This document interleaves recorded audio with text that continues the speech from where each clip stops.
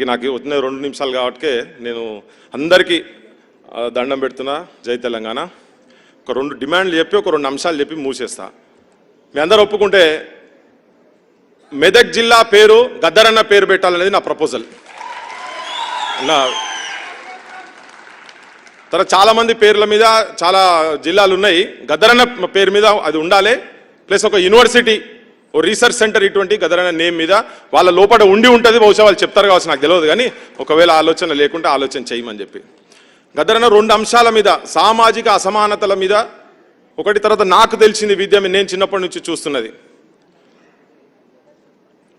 అడవి నీదిగాదాయే ఆ ఊరు నీదిగాదాయే, అడవి నీదిగాదాయే ఆ ఊరు నీదిగాదాయే, అడవి ఎల్లగొట్టిందా ఊరు రావద్దన్నాదాం, అడవి ఎల్లగొట్టిందా ఊరు రావద్దన్నాదాం, తాతల తాటి తాండా బతుకు తల నరికేసిందా, ఎందుకేడుస్తున్నావమ్మ లంబాడోళ్ళ సెల్లెమ్మ, ఎవ్వరేమన్నారమ్మ లంబాడోళ్ళ సెల్లెమ్మ, నిన్నెవ్వరేమన్నారమ్మ లంబాడోళ్ళ సెల్లెమ్మ, కట్టేలమ్ముకునే కాడ కడుపు నమ్ముకుంటున్నావా, ఎందుకేడుస్తున్నావమ్మ లంబాడోళ్ళ సెల్లెమ్మ.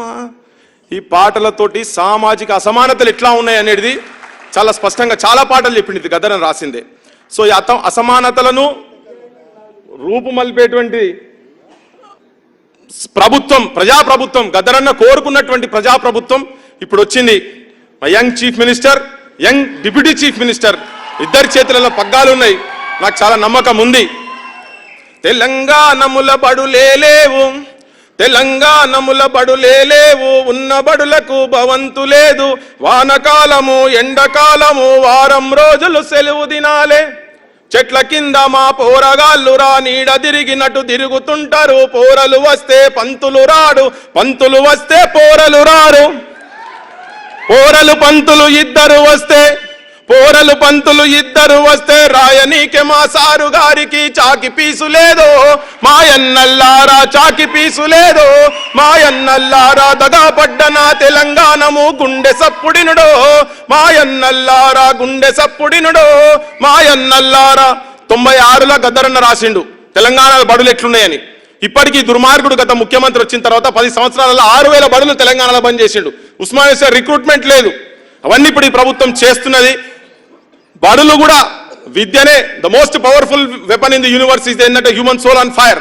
ఆ హ్యూమన్ సోల్ ఫైర్కి రావాలంటే ఏంటంటే విద్య రావాలి. ఆ చదువుకున్నారు కాబట్టి ఇక్కడ యోగ్యులు ఇక్కడికి వచ్చి కూర్చున్నారు. 10 మందిని ఇన్స్పిరేషన్గా తీసుకొని ఒక స్థాయికి వచ్చి కూర్చున్నారు.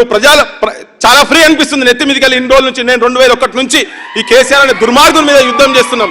కానీ చాలా ఏంటంటే నెత్తి మీదలో పెద్ద బరువు బండదీసి కిందేసినట్టు అయిపోయింది. ప్రజలకు కూడా అట్నే ఉన్నది. ఎక్కువ సమయం తీసుకోదలుచుకోలేదు నేను. కానీ ఏంటంటే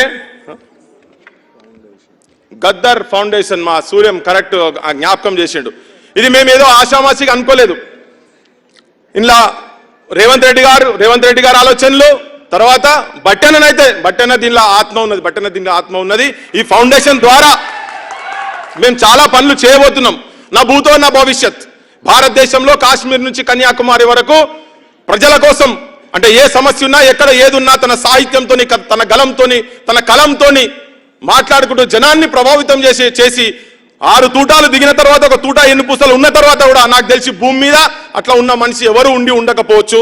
తన చనిపోయారు కాబట్టి ఏ ప్రభుత్వాలు, రేపు ఈ ప్రభుత్వం మంచి ప్రభుత్వం వచ్చింది కాబట్టి గద్దరన్నది ఇట్లా చేస్తున్నారు. కానీ రేపు వేరే ప్రభుత్వాలు వస్తుంది, పక్కకు పెట్టే అవకాశం ఉంటుంది కాబట్టి ఈ ఫౌండేషన్ ద్వారా గద్దరన్న ఆత్మను తెలంగాణలో, భారతదేశంలో ఆవిష్కరించే ప్రయత్నం మేము చేయబోతున్నాము. ఈ అవకాశం ఇచ్చిన మా అందరికీ, మాతో మీరందరూ తోడ్పడి ఉండాలి. మీ అందరూ కూడా దీనిలో భాగస్వామ్యం కావాలని మిమ్మల్ని కోరుతూ నాకు ఈ అవకాశం ఇచ్చినందుకు.